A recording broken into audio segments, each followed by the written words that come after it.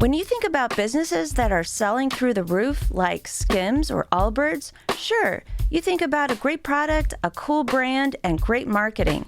But an often overlooked secret is actually the businesses behind the business, making selling and for shoppers buying simple. For millions of businesses, that business is Shopify. It's home of Shop Pay, the #1 checkout in the world. You can use it to boost conversions up to 50%, meaning way less carts going abandoned and way more sales going through to checkout. Upgrade your business and get the same checkout Allbirds uses. Sign up for your $1 per month trial period at shopify.com/income, all lowercase. Go to shopify.com/income to upgrade your selling today. Shopify.com/income.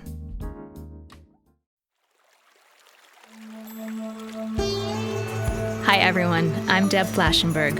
Welcome to Yoga, Birth, Babies, a podcast produced by Prenatal Yoga Center. We will be diving into everything prenatal yoga, birth, and baby related, hoping to inspire, educate, and empower you through your journey into motherhood. Thank you for listening.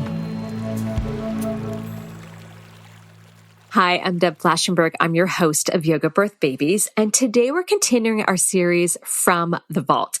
These are some of our most popular and my favorite podcasts from the past that we are pulling out and revisiting. So today we're delving into a universal experience, the challenge of control. And as a type A personality, I recognize this. So have you ever wondered why it is so hard to let things happen organically, or questioned what is behind the desire to control in the first place? And as much as it would be fabulous to control everything, it is just simply not possible. And you guessed it, this rings especially true for pregnancy, birth, and parenthood. Today's guest is Dr. Britta Bushnell. She is here to help explore these questions. So Britta is the author of Transformed by Birth. She is a childbirth educator, a mentor to other birth professionals, and is now a third-time guest on Yoga Birth Babies. So throughout this conversation, we dive into the ins and outs of control, why we want it, how we try to get it, how it shows up as we prepare for pregnancy and beyond, and whether or not it actually serves us to have it. And we explore the idea of, can we be open to curiosity and the unknown without trying to manage it in a certain way? So if you feel like control is something you grapple with, or the desire for control, I think you're going to get a lot out of this conversation.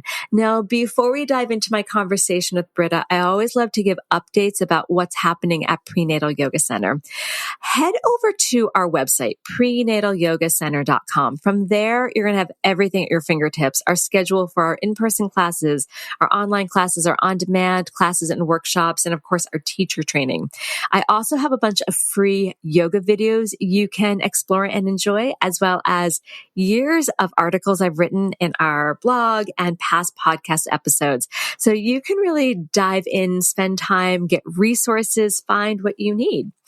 I also want to take a moment for a sincere thank you, because I have been looking at the stats of our rating and reviews, and they've gone up. And I know week after week, I ask people to leave a rating and review, and thank you for those who have done so.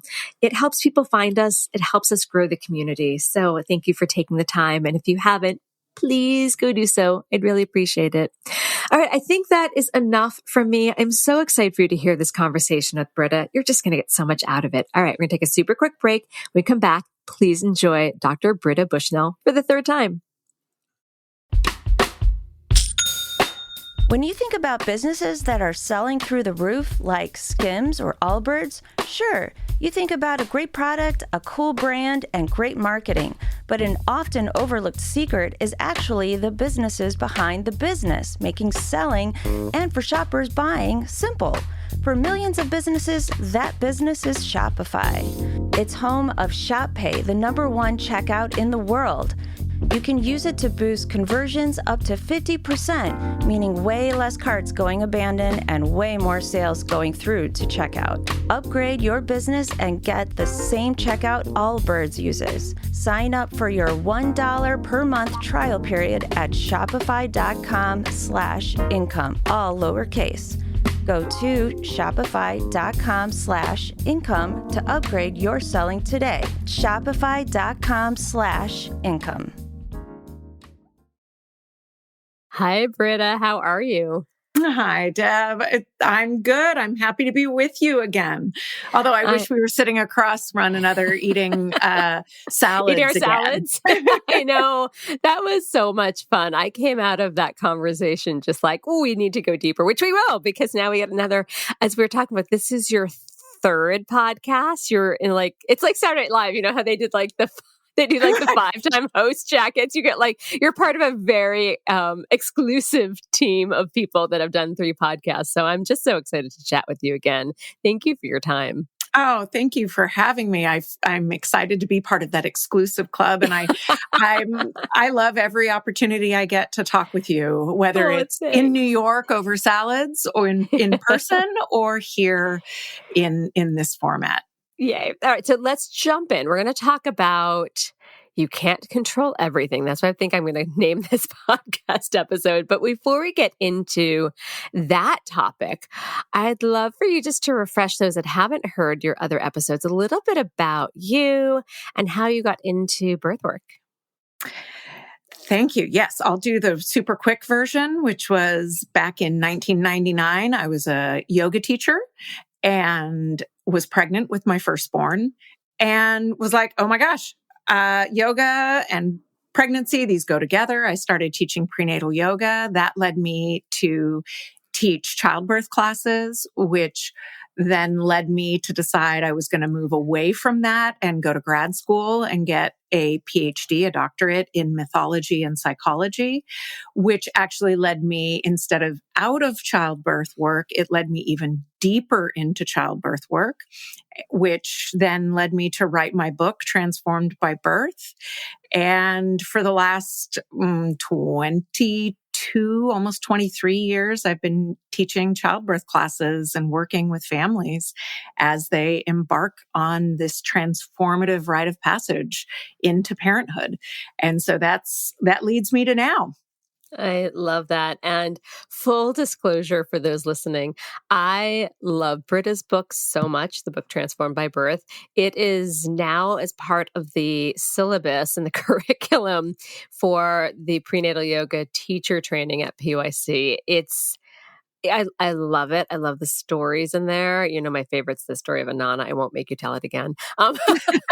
Well, we already have a version of that. It can go back and hear it.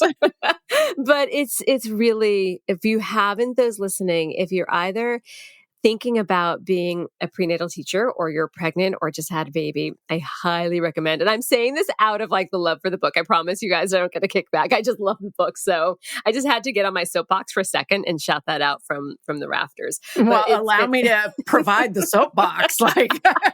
Thank you for absolutely. It really is so gratifying at this point. You know, the book's been out for 4 years, and to hear people talk about it is so gratifying. I mean, it came out in 2020, quite the year to launch a book. So I didn't really get a lot of time out there engaging with folks. And as you know, I was recently in New York and got to connect with people who have read the book and getting to hear how it's impacted their lives and their births and their birth work has been makes my heart explode. Truly. Oh, that makes me happy. So we're going to talk about birth and the climate of birth and your over 2 decades of birth. So let's jump in. All right, let's talk about the current climate of birth, because you've been in this work for 2 decades. I mean, so have I, which is kind of bonkers. More than.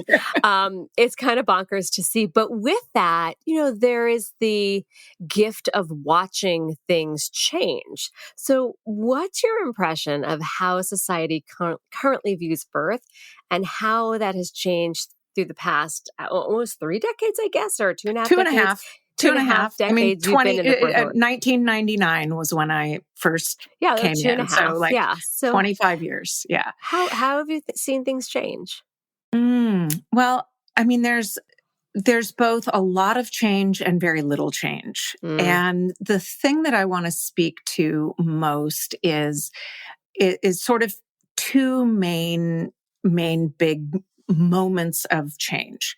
And I would say that in the before 2008, when the documentary The Business of Being Born was released, prior to that time, people were really in a space of, very few people were having home births.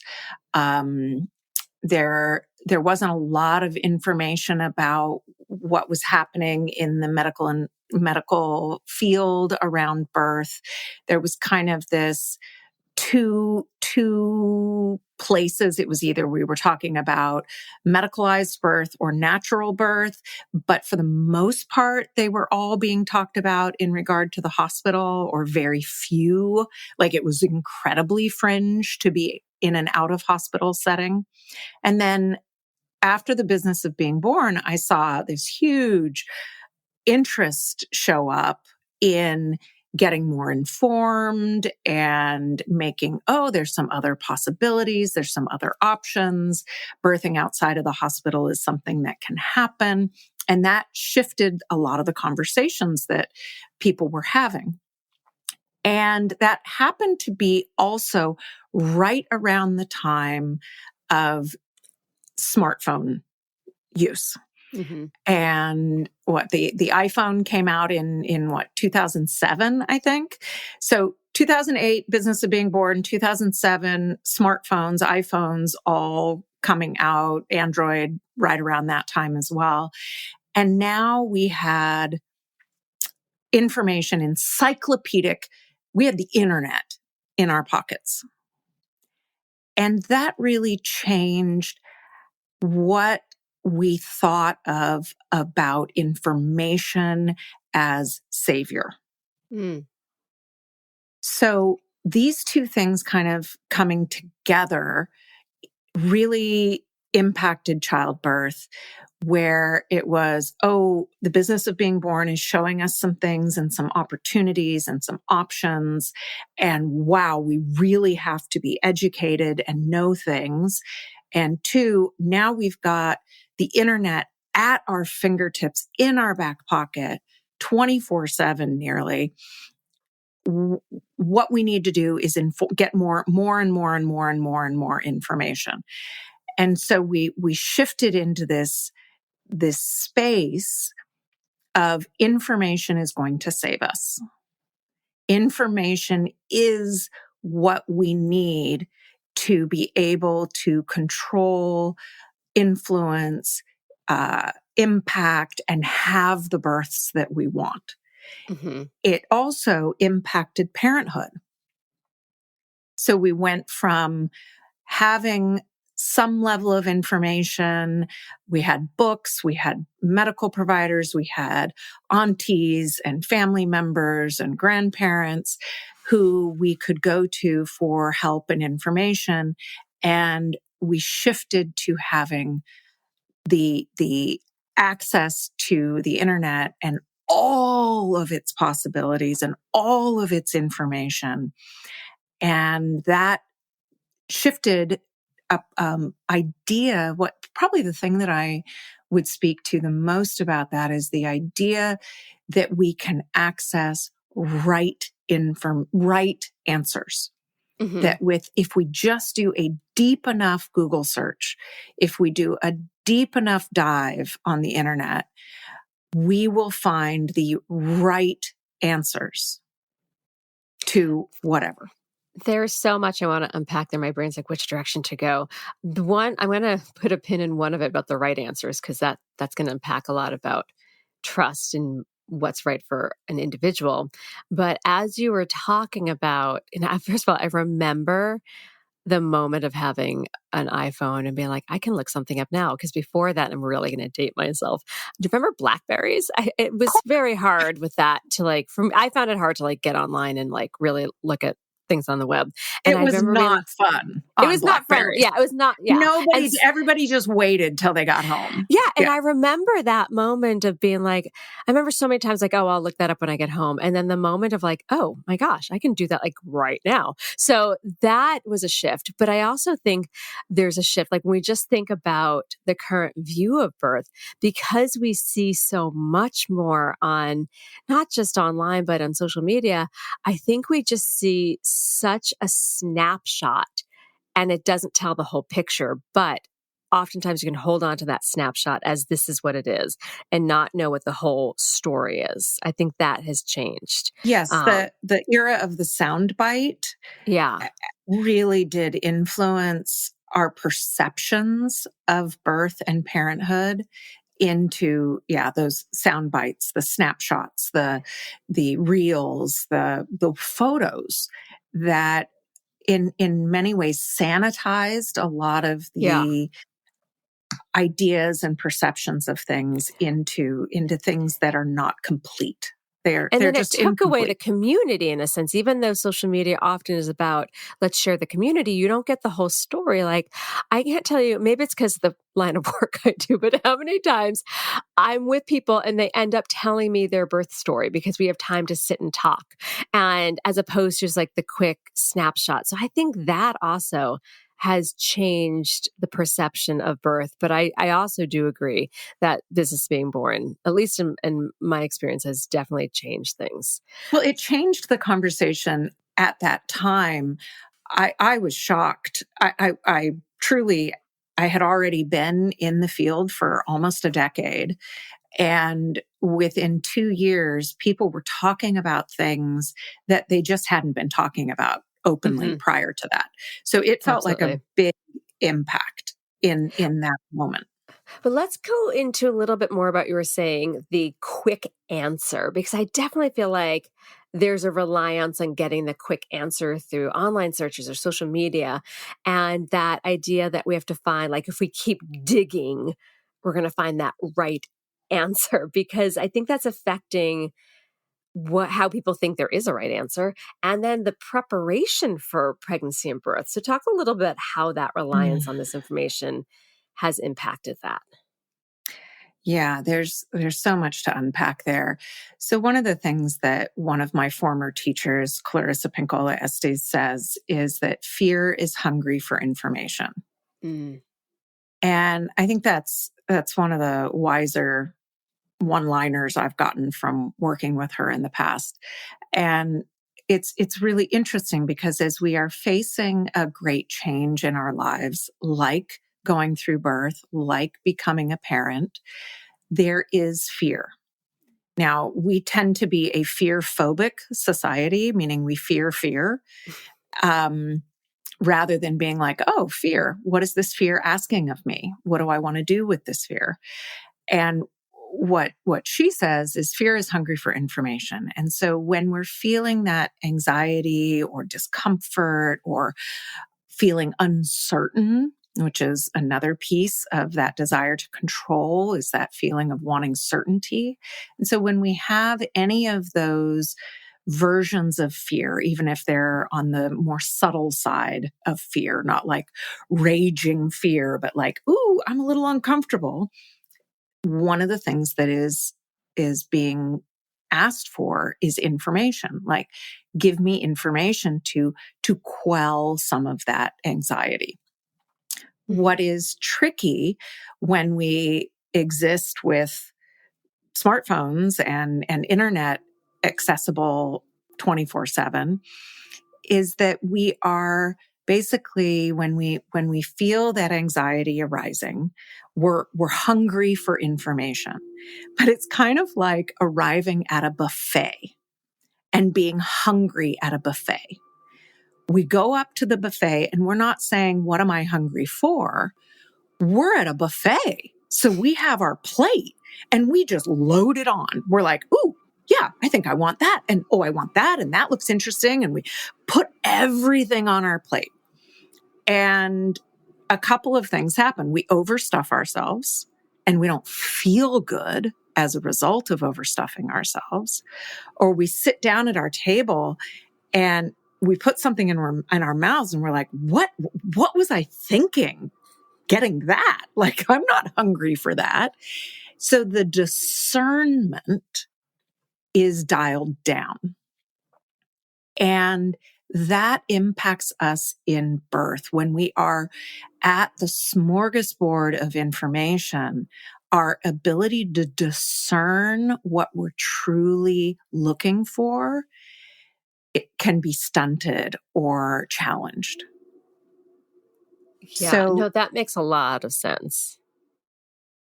Yeah, it's hard. I mean, I know it myself when I'm coming to the internet for an answer to something, that if I type in a somewhat generic question, I'm going to get flooded with information that I'm not actually looking for. But then there's also conflicting information that you can get. You type in, maybe someone's going to type in preparing for birth. And we know millions of things are going to come up. And then they start to read, and they think they're preparing themselves, like, I'm being responsible, I want to see what's ahead. But then they're reading all this conflicting information. Don't you think that's going to affect so many things, like, what do I trust? Or even, do you think they're then turning off the time to reflect and look at one's values and instincts? Yes. I mean, it's back to that, the term in discernment. Yeah. And exactly, the smorgasbord, you just start putting stuff on your plate rather than being like, wow, do I want the Jell-O salad next to the pork chops? You know, I actually don't eat either of those things, but I don't know why that popped up in my mind. But it's like, they don't go well together, and they feel like, what made me put these on my plate? And now what do I do with them? Mm-hmm. And so being able to begin a practice of discernment is incredibly helpful and important, and a valuable tool, not just for the preparation for birth and postpartum, but for parenthood. Is that place of, how do we practice slowing down enough, checking in with ourselves and asking, what is it I'm actually hungry for? Well, I want to dig deeper into that, because I think that slowing down and then reflecting is a huge part of how one prepares and thinks, because birth's going to, I mean, there's so many things. It's going to unfold how it unfolds, but how we go into it and the team we assemble and what we're looking for in a care provider, and even what we ask of our care provider, is going to be different depending on sitting and thinking what's really right for me as an individual. So I want to take a break. And when we come back, let's talk about how one finds, how do we filter through all this information to find what is going to best serve an individual. When you think about businesses that are selling through the roof, like Skims or Allbirds, sure, you think about a great product, a cool brand, and great marketing.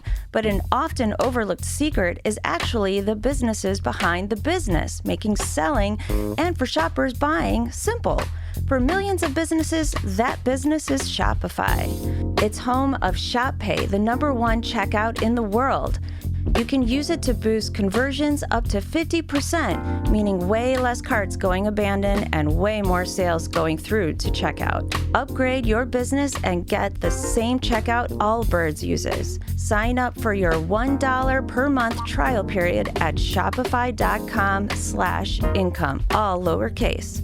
Go to shopify.com/income to upgrade your selling today. Shopify.com/income. This episode is brought to you by Accenture.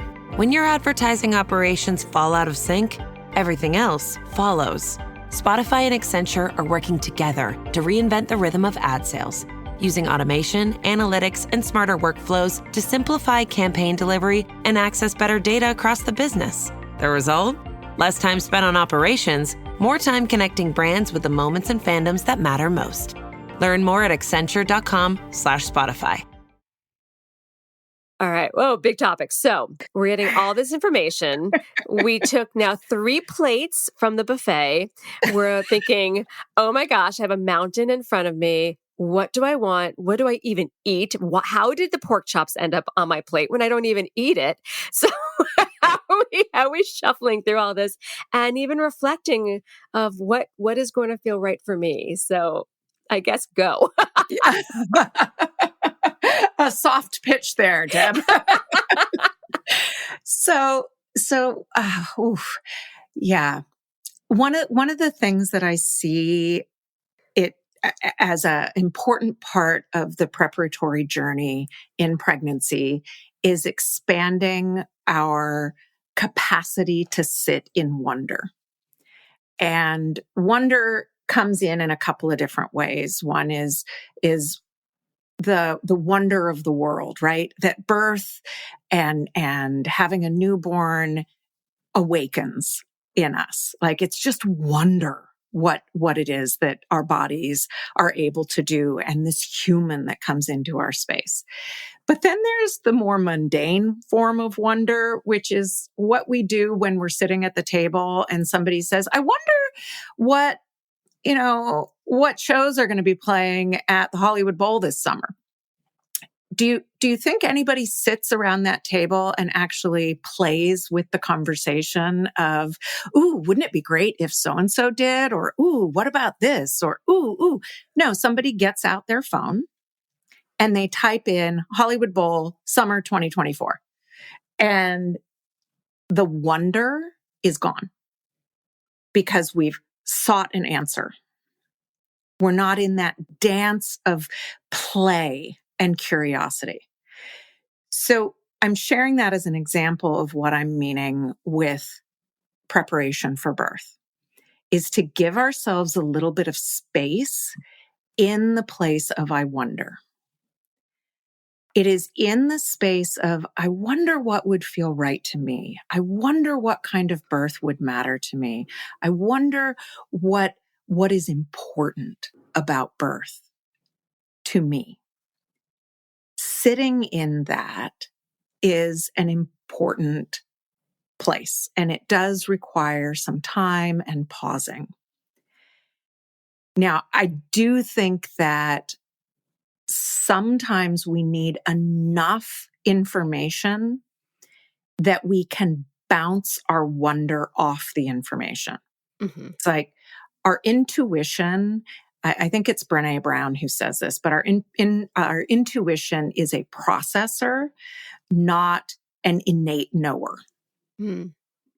Meaning that if we don't have any information on a topic, we can't ask ourselves how we feel about that. It processes off of something. And so what tends to happen is somebody starts getting a little bit of information, which has value. I mean, that's where your podcast is important, or taking a class with somebody, or reading a book. Those are ways of feeding your intuition something it can chew on, something it can bounce off of. And then we need space and time and pausing so that we can ask ourselves, okay, I ate that meal. I've got that inside me. How do I feel about that? What feels like the next move? What do I need to do now? And then keep going. We get into an idea that we'll find an answer that is a destination and the journey stops. And that's not how life works. Mm-hmm. We are in a growth process. We are in a journey, not a destination. And as such, we're going to sample something, try it on, see how it fits, check it out, and then figure out what we're hungry for next and keep moving. Then that may point us in another direction. This actually helps us process better than trying to eat the entire meal at the buffet. It's like, eat one meal, process that. How do I feel? What worked for me? What doesn't work for me? How do I feel after all of that information I've ingested? Okay. Now, after that has digested, now what am I hungry for? And then go for the next piece. I like that because I think we're talking about sparking curiosity, which I think is really important. But at what point, and how do I word this? There's curiosity, and then there is, which can bring us to the next piece, and digging a little deeper to kind of maybe refine what we're looking for and refine our thinking about birth, and especially individualized. Like someone comes in and they're like, oh, I'd never heard of home birth. They're like, oh, I've learned about that. And I'm realizing that's not right for me. And so there's the curiosity to learn, but it can go in a different direction where that digging and digging is not to spark curiosity and refine what's on an individual basis right, but it could turn into, I'm going to get all the information in order to control the situation, which is where I think see things getting a little sticky, because we both know that we can't really control birth and pregnancy and babies. So can you That's speak to right. that a little bit? Yeah, I think that is again coming into that place of discernment. And some of this piece that you're speaking to right now is woven into the messaging of the overculture. It's part of how society works. It's how we've all been raised and bred, is the idea that the ultimate desire is to control. That will help us stay safe. So it's coming from a really good, understandable is probably a better way of saying it's like, I want to have deep compassion for the part of us that is searching for answers. Oh, definitely. Because I have been there. I have been so Right?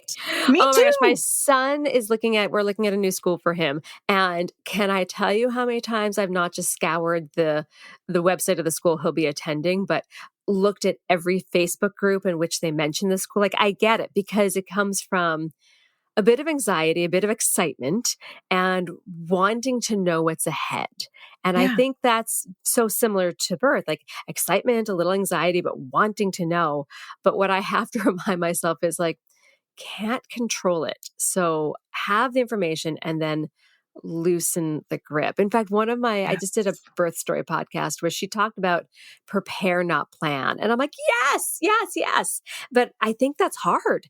So That's right. how can we That soften that that? is the key piece. And what you're speaking to, even with your journey with your son, is such an apt example, because that is that energy that shows up. And I want us to be really compassionate with ourselves as we start to mine and dig and hunger for answers, because we are hoping they will calm our anxiety or our nervousness about something. We're looking for that comforting. Mhm.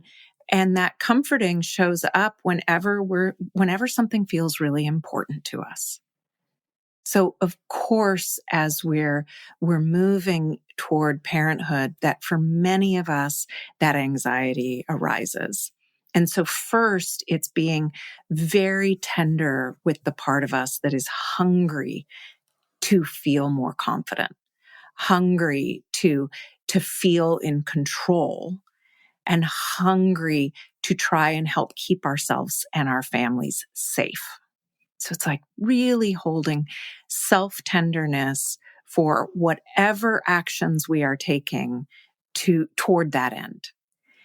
And then practicing slowing down. I mean, one of my number one recommendations around the desire for control and that quest for information as a salve is about pacing. because the pacing can be an indication that the anxiety is driving it into kind of an anxiety-driven spiral rather than one that's coming from the body and the heart and, okay, I'm processing this as I go through it. And the pacing, what I like to recommend is that when the way I talk about it is expand the pause.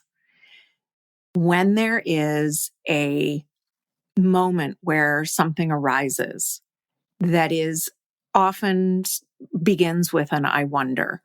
So whether it's, I wonder if a home birth would be right for me. I wonder if this provider would be the provider for me. I wonder what this hospital's cesarean rate is like and what that would mean to me. Like whatever that I wonder is. And there's, as you just spoke about, thousands of ways that shows up in parenthood as well. But it start with, okay, you ask the I wonder question or the question arises in the mind, pause. Right after that, pause. The tendency is for when that question arises, we kind of have a knee-jerk reaction to seek an answer. Mm-hmm. And that is where now the impulse is in charge. So instead, and this is one of the ways where I think meditation and yoga can be so powerful as practices to expand this, is to take a breath in the discomfort of not knowing. Oh, that is a big ask. A lot of people cannot do that. I say that from myself and like, I need to know. And then I look at just like my child with ADHD, like the discomfort. And I see it in the yoga class, just like some of us can metabolize discomfort differently than others. And that's Absolutely. a big ask. Yeah. It's a very big ask. And it's not going to be handled in the same way for every person. Correct. So if expanding the pause is a nanosecond for one person, which is actually an expansion of their pause, fabulous. Right. And if for others, it's, I'm going to wait on this for an hour or two or a day. Expanding the pause to go from reaction to a response. What is the difference for you individually between a reaction, which happens without you being aware of what it is you're doing, versus a response that has been determined by what your body and mind want and need in that moment? So it's that expanding the pause, and again, it doesn't matter how long your expanded pause is, but if then the next moment is to ask yourself, how do I feel about this thing that I'm exploring? How, what do I already know about it? What do I still need to know that I may not know?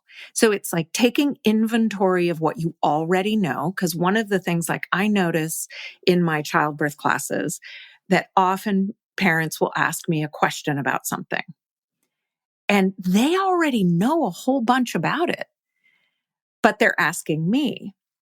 And I'll practice by saying, can you tell me what you already know about that? Mm. And then they'll rattle off a whole bunch of things they already know about it. So then I want to ask them, so what is it that you really want to know about this? It sounds to me like you already have a fair bit of information. So what is it you want to hear from me that can help you with this? Because often they're asking me to find out my take on it. Yep. They want some sort of either validation or let's take another look. Yeah. Right. But that goes back to the instinct and trusting oneself. Right. And so asking, what is it you already know? And these are practices you can do with yourself. What do you already know about this? How do you feel about it? What is it you want to know that you may not yet know? And then asking, where is the best place for me to go to fill in the gaps in my understanding and knowledge about this? That's part of the step that that the internet has become the default. Mm-hmm. And there's value for many of us to pause and check in and say, where's the best place for me to go to get more information about this? Is it an internet search? Is it talking about it with a dear friend or beloved? Because really the information I need is more within me than something out there. Is it my provider? Or is it truly that I just need some more information-y information, and maybe the internet is the place to go for that? All right. So something just jumped in my mind, and I don't know if I'm going too much in the opposite direction. Somehow something you said made me think about a lot of this kind of is going back to control, but what about, and maybe you haven't seen this too much, because I feel like we're all just like chomping up all the info. What about the person that wants to give the control to someone else because it's overwhelming to even think about it? Like I remember a student, and I've learned a lot since this person, but it was helpful for me. She basically said, I don't want to take a childbirth education class. I trust my doctor and I'm going to do whatever they say. And it was interesting. I still remember, like, do you ever have moments where you can like still see the whole picture? Like I still remember like the sunlight coming in the room and me being like, tread carefully because you need to keep your opinions to yourself. So I remember just saying like something to the extent of like, how do you feel about the outcomes, or how do you feel about that? And, being just trying to dig a little bit, but again, treading lightly. And she's just like, I really feel better having my head in the sand and going with what they said. So that is another part of control, because she's saying, I'm giving the control. It is my place to give that control because I don't want to be in control. How do you work? Do you see that very often? And how do you work with that? I do see that. And that's both in that very direct way or in the way that is I'm going to hire this medical provider and this doula so that I don't have to be involved in getting what I want. They're going to do it for me. Mm-hmm. So that's another form of it's control, but it's by control by releasing control, or repositioning who's holding the control kind of thing.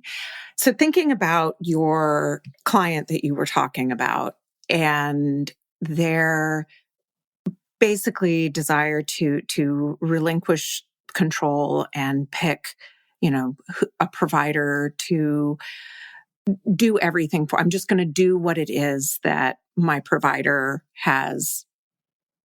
thinks is best for me. The thing that I want to hold is that you and I hear that, and part of what happens in our mind is we know what's coming. Okay, we don't know what specifically is coming, but we know that there is a lot that we are confronted with in labor, birth, and parenthood. And so we're holding some of that knowledge of the future. And so the place of, wait a minute, that's a little concerning, is triggering the part of us that knows that this parent is going to need some agency to exist and function and move forward as a parent, because you can't just move into parenthood and have zero agency where it's like, I'm going to do whatever it is the teacher thinks is best for my child, or whatever it is that their friends think is best for my child, or, what we have to have some element of engagement and agency in this journey of parenthood. And pregnancy and heading into birth is an opportunity to wake some of that up. I describe it as the turning of the family wheel and moving from the seat of the child into the seat of the parent. And a parent that says, a pregnant parent who says, I'm going to do whatever my doctor says, is comfortable in the seat of the child. And they are asking their provider basically to stay in the seat of the parent. So when I hear that, I know that I'm wanting to help gently walk beside them as they begin the journey out of the seat of the child toward the seat of the parent. So the way I would respond to somebody like that is to ask them questions about their agency in that. So tell me, what is it about your provider that tells you it's a really good choice to let them make decisions for you?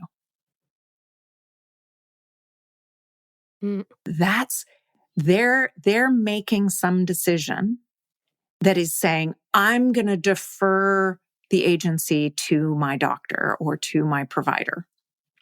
I want to know what in them is telling them that's a good idea, because that's the part that's there, they have agency over.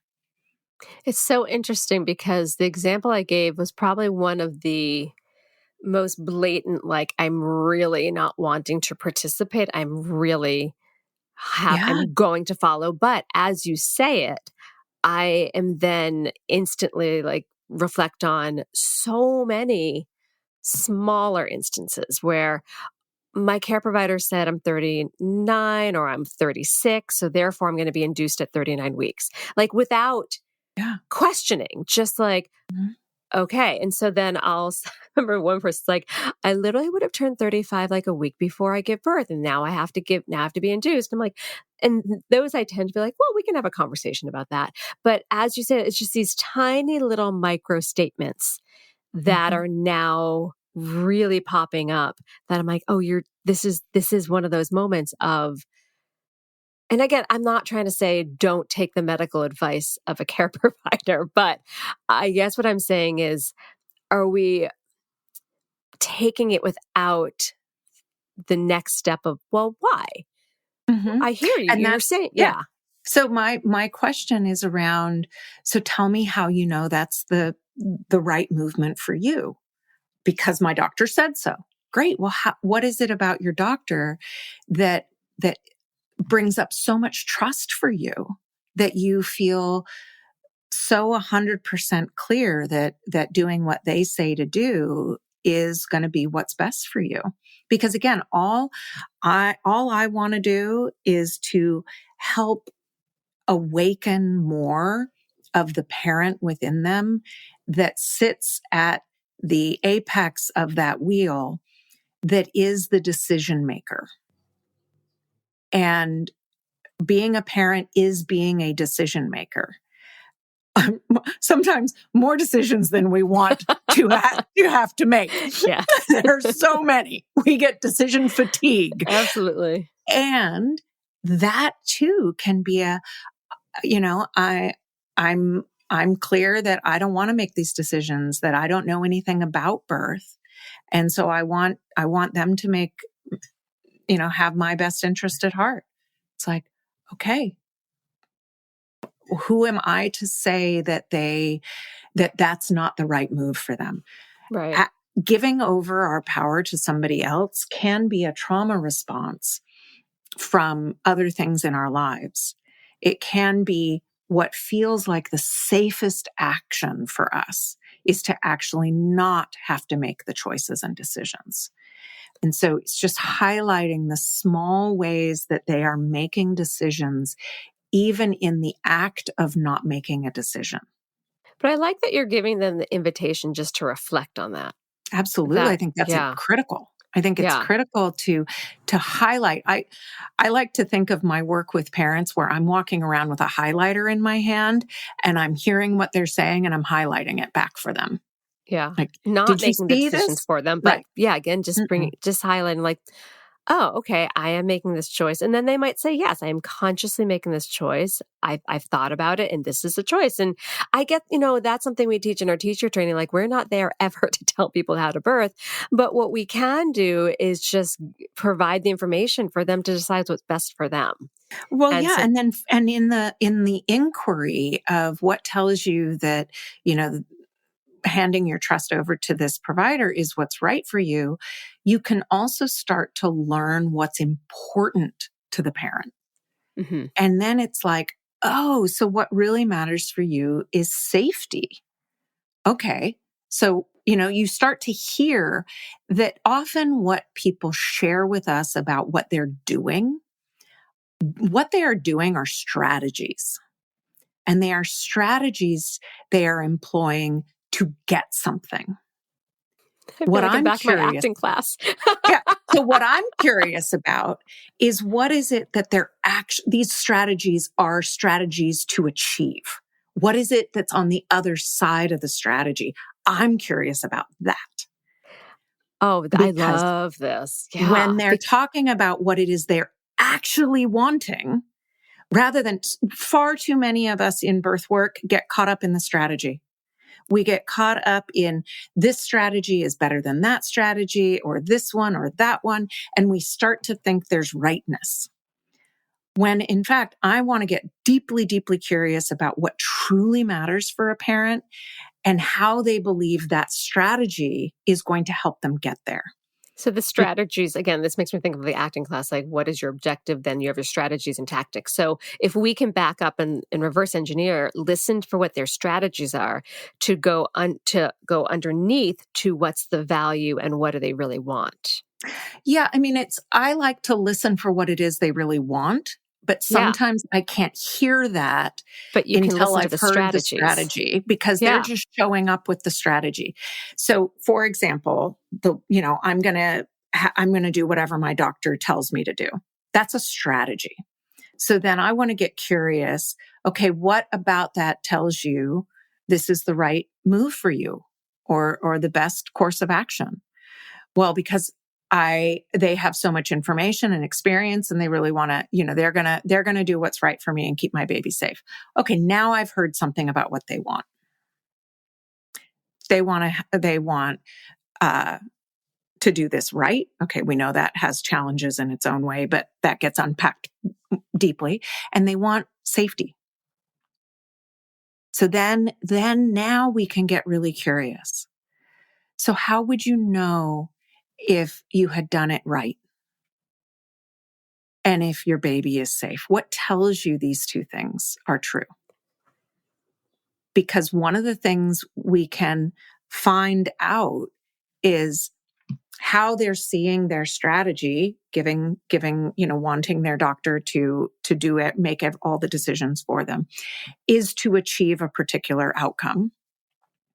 And then we can get really curious about what they know and what they've learned that tells them that strategy is the best way to employ that. My experience is when we spend time on the other side of what that place of what it is they're hoping the strategy will achieve. If we spend time over there, we start to learn that, and they start to uncover that maybe the strategy that they had been employing might not be the best strategy toward that end. Mm-hmm. But if we go straight to discussing with them their strategy, they'll get defensive. And shut down. Instead, that's where we end up in strategy, righteousness. Right. That doesn't help anybody. Let's get on the other side of strategy of what it is that we hope the strategy will help them achieve, and then get really curious about that and work backwards from there. Oh, I love this. I love the curiosity aspect because something that I really value. Oh, I've so enjoyed this conversation. We're going to take one more break. And when we come back, what is one final tip or piece of advice you'd like to offer new and expectant parents? And I really feel like you're going to say, be curious, but I don't know. So we're going to take a quick break and then I want to hear what you have to say. We'll be right back. When you think about businesses that are selling through the roof, like Skims or Allbirds, sure, you think about a great product, a cool brand, and great marketing. But an often overlooked secret is actually the businesses behind the business, making selling and for shoppers buying simple. For millions of businesses, that business is Shopify. It's home of ShopPay, the #1 checkout in the world. You can use it to boost conversions up to 50%, meaning way less carts going abandoned and way more sales going through to checkout. Upgrade your business and get the same checkout Allbirds uses. Sign up for your $1 per month trial period at shopify.com/income, all lowercase. Go to shopify.com/income to upgrade your selling today. Shopify.com/income. Okay, so what is one final tip or piece of advice you'd like to offer new and expectant parents? It's so hard to get it down to one thing because I'm loaded. But probably what I would say if I unpack the load of advice that I want to carry around with me is to really view the whole process of life, parenthood, having a baby, more from a rite of passage or a journey landscape mindset rather than a destination. Yeah. When we get caught up in perfectionism really shuts down curiosity. It shuts down presence. It shuts down the ability to be with what is. And so if and perfectionism is destination-y. It's like, once I do X, Y, and Z, I will arrive at this point. If instead of aiming for perfectionism, we bring in more of an idea of growth and a journey, like it's all part of a process, then we can be more present with the part of the path that is in front of us right now and meet it where we are, with curiosity, with strength, with openness. That matters. So a growth or a journey-based mindset rather than a destination. And that kind of brings us to the whole idea about how to relinquish the idea that we can control everything. I love that. We came full circle. The idea of control is very much built into that perfectionism that is it works against us, and it works against parents probably more than anybody. Oh, yeah. Trying to control, we try to control birth. It's like trying to control a wild river, and then throw in a baby. It's like trying to control all the wild rivers at once. Yeah, we can't do it. We have to learn to ride the waves instead of control the waves. Where can people find your work? Well, I'm on the social medias. Instagram is Britta Bushnell, PhD. That's also Facebook. And my website is brittabushnell.com. My book is wherever books are sold, Transformed by Birth, in paperback, audiobook, and ebook. So those are probably the best ways.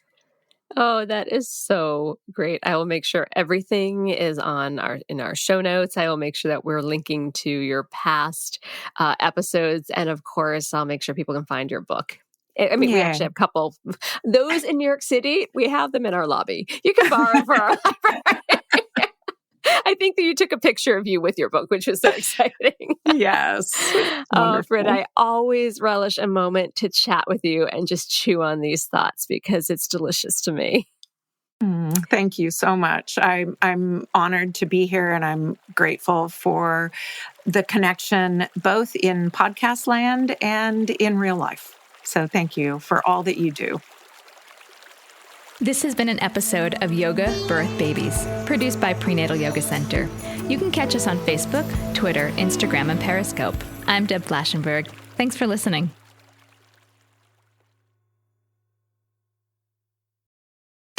NFL football season is here, which means when you switch to Verizon, it feels like touchdown, because you get NFL Sunday Ticket from YouTube on us when you buy an eligible 5G phone on select unlimited plans, which means you can watch every out-of-market game every Sunday afternoon. And it's all on us.